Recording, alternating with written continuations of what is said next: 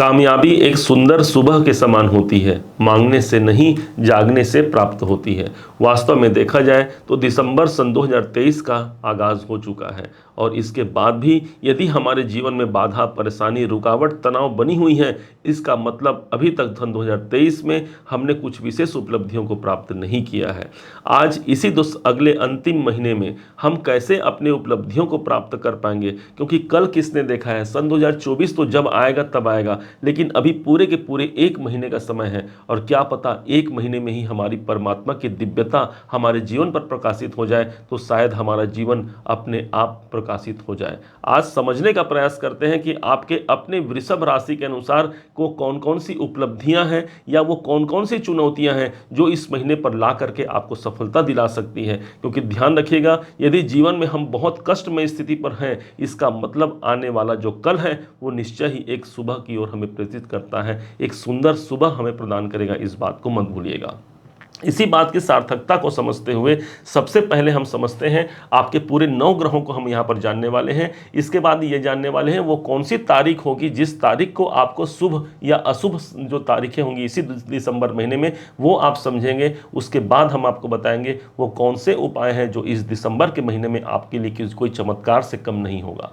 सबसे पहले प्रारंभ करते हैं आपके अपने शरीर, अपने स्वास्थ्य से। स्वास्थ्य भाव आपके शरीर, लग्नाधिपति जो बनते हैं ना आपके, यही होते हैं शुक्राचार्य जी महाराज, और यही शुक्रदेव बैठे हुए हैं आपके छठे भाव पर, जो कि आपके रोग, ऋण और शत्रुओं का स्थान है। लगन के मालिक का उठ करके छठे भाव में जाना, अर्थात इस समय पर आपके जो शत्रु हैं उनसे आप मुक्ति पाने का प्रयास करेंगे। आपके जो शारीरिक बाधाएं हैं उनसे मुक्ति पाने का आप प्रयास करेंगे। क्यों? क्योंकि छठे भाव पर हमारे लगन के स्वामी आए हैं। किसी प्रकार से आपको यह ध्यान भी रखने की आवश्यकता होगी कि हमारे स्वास्थ्य में नरमा गर्मी यदि चल रही है तो उसमें आपको कुछ सतर्कता की आवश्यकता रखनी होगी। दूसरी ओर यहाँ पर शत्रु देवता, शत्रु का स्थान भी यही स्थान है। जब लगन के स्वामी उठ करके शत्रु भाव पर आए तो शुक्र कैसा माना गया है? तो शुक्र को एक प्रेम का प्रतीक माना गया है, एक सौम्य ग्रह माना गया है, एक सुंदर ग्रह माना गया है। अर्थात इस समय पर हमारे शत्रुओं से भी हमें इनकम मिल सकती है या उनके द्वारा भी हमारे कार्य बन सकते हैं। इस बात को कभी मत भूलिएगा। दूसरे पॉइंट पर चलते हैं जो कि आपके धन की स्थिति को प्रदर्शित करता है। देखिए कितना सुंदर हो गया। आपके इस दिसंबर सन 2023 के प्रारंभ में ही चंद्र आपके धन भाव को चंद्रदेव सुशोभित कर रहे हैं। अब चंद्रमा जब आपके इस भाव पर होंगे, दूसरे घर पर होंगे, अर्थात चंद्रमा किस भाव के स्वामी हैं? आपके पराक्रम भाव के स्वामी हैं। मतलब महीने के प्रारंभ से ही आपका साहस, आपका पराक्रम आपके धन की प्राप्ति के लिए सबसे ज्यादा प्रभावी हो जाएगा। ऊपर से आप देखेंगे धनेश की स्थिति क्या है। वित्त मंत्री आपके बुध देव बनते हैं और यही बुध देव आपके अष्टम भाव पर बैठे हैं। इस समय पर सोच समझकर हमें धन निवेश करना है या धन के खर्चों को लेकर के हमें सतर्क रहने की आवश्यकता होगी।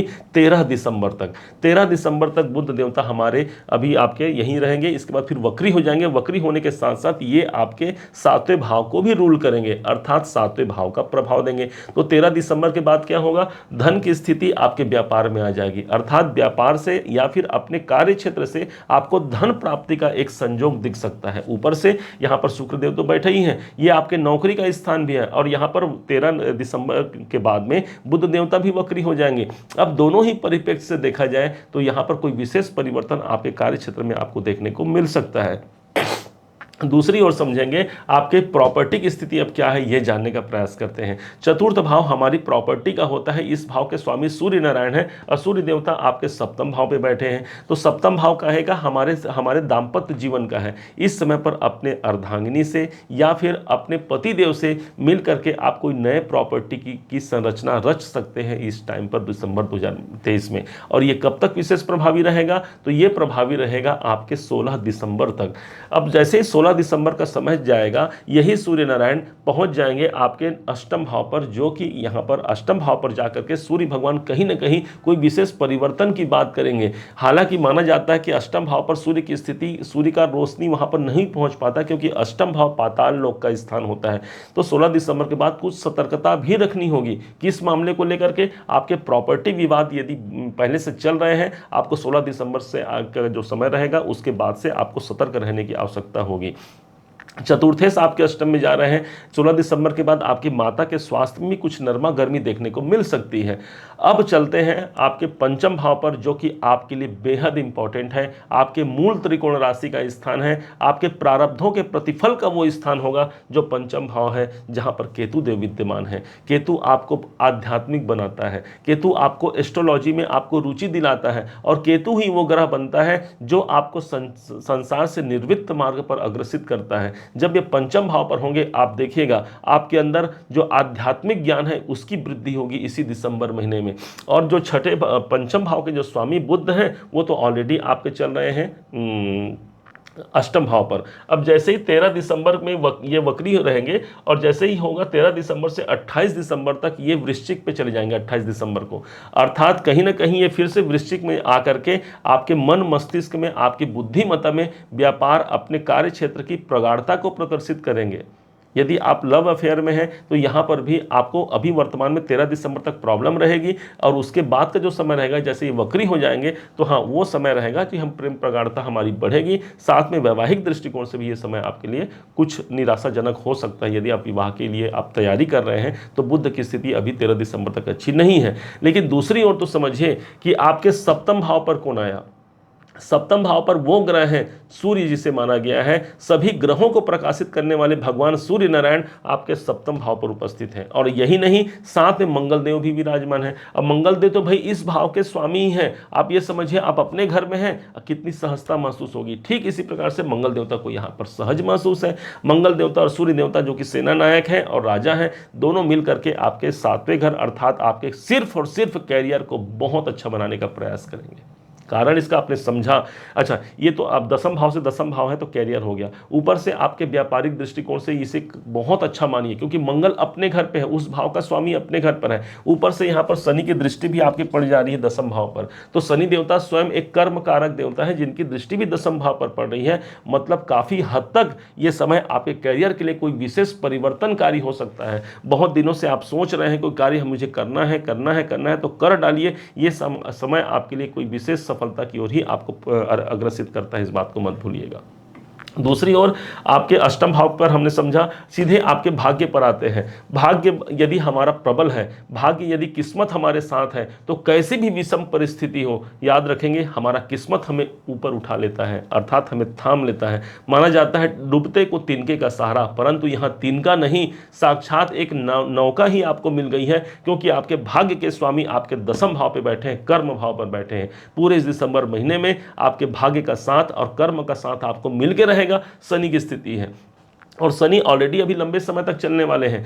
ध्यान रखिएगा, आपको कभी कभी ऐसा लग सकता है भाई जब इतनी अच्छी स्थिति है तो मेरे भाग्य में परिवर्तन क्यों नहीं हो रहा है, मेरे कार्य में सफलता क्यों नहीं हो रहा है। तो इसका जवाब सिर्फ और सिर्फ एक है, शनि सबसे देरी से चलने वाले ग्रह हैं। 2.5 साल का इनका ट्रांजिट होता है। इस हिसाब से वो अगर देते हैं ना तो भी धीरे धीरे, और लेते हैं तो भी धीरे धीरे लेते हैं, तो हमको पता नहीं चलता और कब हमारा जीवन परिवर्तन हो जाता है। इसी प्रकार से शनि की स्थिति आपके दसम भाव पे आई है। सिर्फ और सिर्फ ये पूरा समय आपके कर्म करने का है। आप डूब जाइए अपने उस कार्य को, जिस कार्य को आप करना चाहते हैं। कोई नया कार्य करना है, कोई नए प्रोजेक्ट पर आप काम करना चाहते हैं, लग जाइए। कोई भी कार्य ऐसा नहीं है जो शनि दसम भाव पे आकर के आपके जीवन पर परिलक्षित नहीं कर पाएगा, आप स्वयं देखिएगा।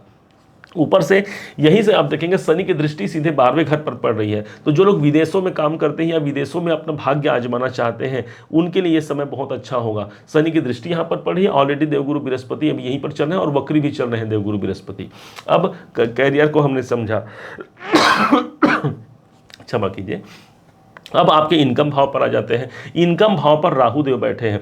आपको पहले से, अब एक बात आपको बताए हुए थे, आपको ध्यान होगा कि राहु की स्थिति जब भी एकादश भाव पर होती है, बहुत अच्छी स्थिति होती है। राहु देवता पूरे इस 9 ग्रहों में इतने प्रभावी ग्रह हैं। गुरु किसी कार्य को बढ़ाते हैं, और अगर राहु हमारे वो ग्रह बन जाते हैं जो किसी कार्य को विस्तार देते हैं, बहुत अधिक बढ़ावा यदि किसी ग्रह के पास है, वो है सिर्फ और सिर्फ राहु के पास, आपके इनकम भाव पर बैठे हैं।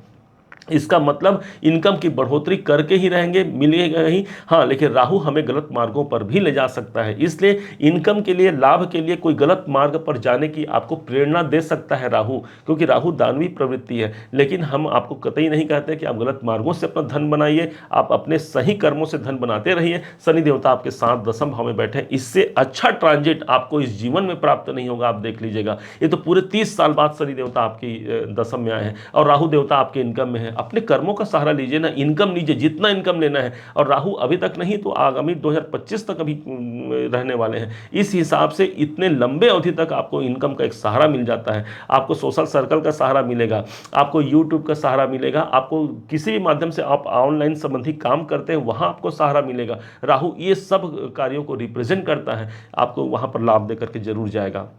अब समझते हैं सीधे आपके एकादश भाई लाभ की स्थिति क्या है। हमने समझा राहु तो यहाँ बैठे हैं, लेकिन लाभेश की स्थिति क्या है। तो लाभेश आपके बनते हैं देवगुरु बृहस्पति, और बृहस्पति कहाँ बैठे हैं, तो बृहस्पति देवता आपके लीजिए 12वें घर पे बैठे हैं। और सबसे मजे की बात आपके लिए दिसंबर 2023 में इस बात को आप समझिएगा कि पूरे के पूरे दिसंबर तक ये देवगुरु बृहस्पति आपके वक्री अवस्था में रहेंगे। वक्री अवस्था पर होना मतलब उनका प्रभाव एक घर पीछे भी पड़ गया, मतलब वो जिस भाव के स्वामी हैं उस भाव का प्रतिफल आपको 100% यहाँ पर प्रदान कर रहे हैं। लग जाइए, ये अंतिम समय है आपके इनकम प्राप्ति के लिए। इनकम अगर बढ़ोतरी है, कोई भी आपकी डिजायर है उसकी पूर्णता के लिए ये समय आपके लिए अनुकूल है। भाई 31 दिसंबर का समय जैसे ही जाएगा, गुरु देवता आपके पुनः फिर से मार्गीय अवस्था में आ जाएंगे। और मार्गीय अवस्था में आए मतलब आपके लाभ के स्वामी का खर्च भाव में गए हैं, तो दो ही कार्य होगा। एक तो या तो हमारा खर्च अधिक होगा, हानि अधिक होगा, या दूसरा हमारे धन का हम निवेश करेंगे। तो यदि आप धन निवेश करना चाहते हैं तो 31 दिसंबर तक का इंतजार कीजिए, गुरु देवता आपके संग में है। और अन्यथा आप लाभ प्राप्त करना चाहते हैं, इनकम प्राप्त करना चाहते हैं, तो ये समय है, दिसंबर आपके लिए बना हुआ है, इस पर आप अग्रसित होइए। अब समझते हैं, जानने का प्रयास करते हैं वो कौन सी तारीख होंगी जिस तारीख में हमें शुभता से परिपूर्ण होगा, और वो कौन सी तारीखें होंगी जिस पर हमें सतर्क रहने की आवश्यकता होगी। आपके लिए बताया जा रहा है जो दिसंबर का महीना होगा उसमें 1 दिसंबर, 3 दिसंबर, 19, 20, 28, 29 और 30 दिसंबर आपके लिए शुभता से परिपूर्ण होगा। इसके विपरीत 4 दिसंबर, 6, 13, 14, 15, 20, 23 और 31 दिसंबर आपको सतर्क रहने की आवश्यकता होगी। इसके अलावा आपको बता दें, इस पूरे दिसंबर के महीने में ऐसा कौन सा उपाय है जो आपके लिए बहुत श्रेष्ठता से परिपूर्ण हो, आपके जीवन में शुभता को ले आए। सीधे पकड़ लीजिए, अपने लगन के जो स्वामी हैं आपके लगन के जो स्वामी हैं शुक्राचार्य जी महाराज, उनकी चरण पर आप चले जाइए, उनकी शरण पर आप चले जाते हैं तो ये महीना पूरा अनुकूल होगा। क्यों? क्योंकि ये पूरे के पूरे दिसंबर महीने तक, 25 दिसंबर तक ऑलरेडी ये आपके छठे भाव पर गए हैं। तो कहीं आपके रोग ऋण शत्रुओं की वृद्धि न हो, और बल्कि आपको उसमें जो एक अच्छा प्रभाव मिल पाए, इसके लिए आपको शुक्राचार्य से जनित इलायची, एक इलायची लीजिए और उस इलायची को 108 की संख्या में आप लीजिए और घी में डुबा करके ओम सुम शुक्राय नमः के मंत्र जाप से आप आहुति कर दीजिए। ये दिसंबर महीने में जितने भी शुक्रवार आते हैं आप ये करके तो देखिए, आपके लग्नेश, आपके जो राशि के अधिपति हैं, इनकी पुष्टि होगी, इनकी मजबूती होगी। तो आपको ये मजबूत किए बिना नहीं रहेंगे, आपका जीवन भी बहुत उन्नति की ओर अग्रसित हो सकता है। उम्मीद है आप सबने इसे समझा है, आप सबने इसे जाना है। यदि आपने इसे समझा है, जाना है, मेरे समझाने का प्रयास यदि आपको सार्थक लगा हो, मेरे समझाने का तरीका यदि आपको सार्थक लगा हो, तो हर बार की भांति इस बार भी अपना प्यार भरा लाइक और कमेंट करना कभी मत भूलिएगा। और जो आपके बाकी रिश्तेदार हैं या मित्र हैं उन तक ये वीडियो जरूर पहुंचाइएगा, और या फिर उनका जो राशिफल है उनके लिए जो प्रभाव बना हुआ है दिसंबर पर, वहां जाकर के भी आप उसे देख सकते हैं, क्योंकि सभी राशियों का हमने प्ले लिस्ट में डाल रखा है। पुनः एक बार फिर आप सभी का दिवस बहुत मंगलमय हो, इन्हीं शुभकामनाओं के साथ। जय श्री राम।